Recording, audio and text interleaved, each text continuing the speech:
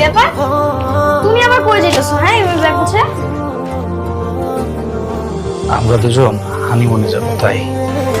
হানিমুনে? কোথায়? কক্সবাজার। কক্সবাজার?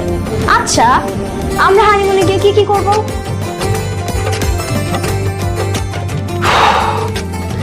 হানিমুনে গিয়ে আমরা ঘুরবো, ফিরবো, খাওয়া দাওয়া করব,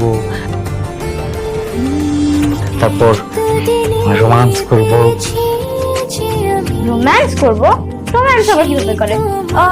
ও হ্যাঁ, বুঝতে পারছি। মুভিতে নায়ক নায়িকারা যেভাবে ডান্স করে সেভাবে? আল্লাহ, হ্যাঁ সেভাবে। কিন্তু একটা তো সমস্যা আছে। কোনো সমস্যা নাই। আমি তো ডান্সই করতে পারি না। আল্লাহ,